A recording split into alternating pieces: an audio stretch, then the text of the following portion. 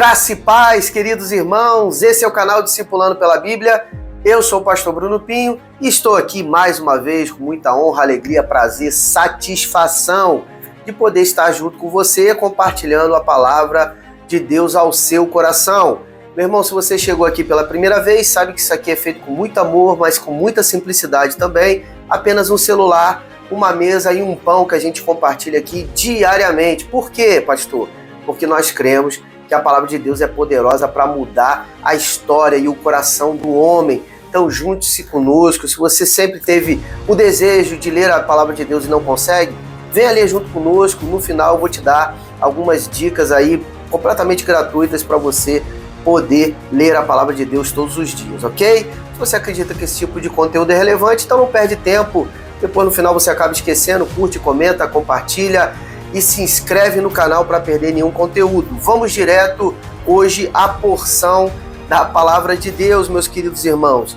Hoje nós estamos aqui meditando e refletindo sobre o segundo livro do profeta Samuel. Hoje serão 2 capítulos, nós vamos analisar os capítulos 18 e 19, então vamos logo ao conteúdo. E a porção de hoje, queridos, está marcada por batalhas, dor e uma das cenas mais comoventes da vida do rei Davi. Sim, que é a perda de mais um filho, né? A casa de Davi está em processo de ruína. Então a perda de mais um filho, então chegou a hora da gente conferir isso tudo juntos. Davi então organiza o seu exército para enfrentar as tropas de Absalão. Ele deseja ir também à batalha, mas os seus soldados o convencem a permanecer na cidade protegido. Davi então obedeceu, porém faz um pedido aos seus generais e aos soldados.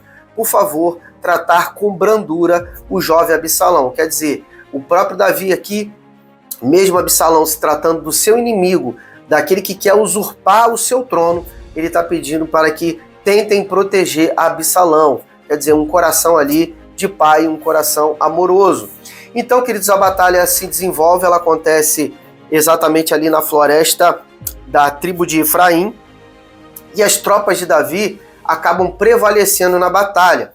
Porém, durante a fuga do exército de Absalão, esse mesmo acaba ficando preso pelos cabelos nos galhos de uma grande árvore dentro daquela floresta.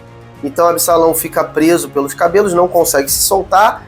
Joabe acaba sabendo da notícia de que Absalão está ali preso, encurralado, e ele acaba desobedecendo a ordem do rei. O general de Davi, Joabe, acaba desobedecendo a ordem e acaba matando Absalão com 3 dardos.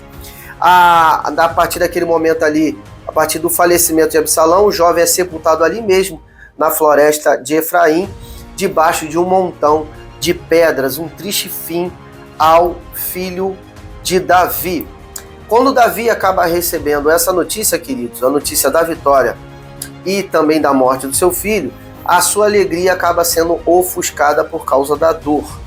Ao saber da morte, ele se retira para os seus aposentos e chora amargamente a perda de mais um filho. Seu lamento se torna um dos trechos mais emocionantes da Bíblia ali naquele momento.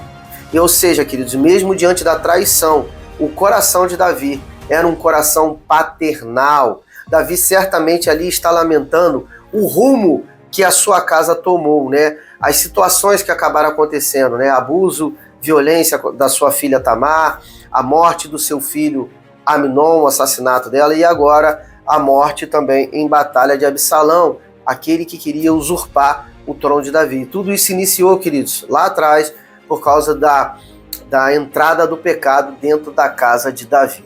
E para o próximo capítulo, veremos como Davi lidou com o luto e com o processo de restauração do seu reino. E no capítulo 19, vemos Davi ainda profundamente abalado pela morte do seu filho Absalão. O seu lamento é tão intenso que os seus soldados, apesar da grande vitória conquistada, sentem-se tristes e envergonhados pela situação. Como se tivessem, assim, uma sensação como se tivessem perdido a batalha. Joabe, então, seu general, confronta Davi, dizendo que ele precisa urgentemente sair e saudar e agradecer os seus homens, ou então ele poderia acabar perdendo todo o seu apoio, o apoio ali dos soldados, queridos, porque é uma situação difícil. Davi está chorando como pai, Mas veja bem, aqueles soldados entregaram sua própria vida, colocaram suas vidas em risco em prol da causa do rei Davi. E aí eles conquistam uma grande batalha, ao invés de celebrarem, eles estão ali dentro de uma situação de luto, quer dizer, é uma situação realmente difícil que precisava ser contornada. O rei acaba ouvindo o conselho de Joabe e se apresenta diante do povo. E aos poucos ele começa a retomada do seu reinado. Tribos de Israel acabam discutindo sobre trazê-lo de volta a Jerusalém. E enfim, Judá toma a frente desse processo da retomada, do retorno de Davi a Jerusalém. No meio do caminho, Davi acaba perdoando Simei, aquele parente de Saul, que no meio do processo de fuga estava amaldiçoando Davi e sua comitiva, lançando pedras e lançando palavras. Simei se apresenta diante de Davi, pede perdão e Davi o perdoa. E vemos também Davi restaurando parcialmente os bens de Mefibosete, sim, o filho de Jonatas, neto de Saul, e que também vai ao encontro de Davi nesse processo de caminhada, que ele está indo em direção a Jerusalém, e a partir dali ele apresenta a sua história. Então nós vimos lá no capítulo anterior, na porção, anterior, vemos Ziba, o seu servo, dizendo que Mefibosete ficou em Jerusalém para usurpar o trono, mas Mefibosete está dizendo que ele foi enganado pelo seu servo. Ao contrário, Mefibosete estava preparando suprimentos, entregou para o servo entregar para Davi. E naquele momento, o servo Ziba diz que foi ele que levou os suprimentos e Mefibosete estava tentando usurpar o trono. Ali tudo é esclarecido e Davi manda restituir parcialmente os bens a Mefibosete. Vemos aqui, queridos, um Davi muito mais humano e misericordioso. Apesar de sua dor, ele escolhe o perdão, a reconciliação e a reconstrução. O capítulo termina com tensões entre Judá e Israel, mostrando que ainda haveria desafios pela frente. Davi, queridos, nos ensina aqui princípios espirituais muito relevantes, pois mesmo em meio ao luto e ao conflito, ele demonstrou ser possível escolher a paz e a restauração. Que Deus nos ajude, queridos, a perdoar e a reconstruir todas as coisas com sabedoria. E para finalizar a porção de hoje, esse vídeo, eu gostaria de deixar uma palavra de encorajamento ao seu coração, a fim de que você busque em Deus o lugar do perdão, o lugar da reconciliação e o lugar da reconstrução.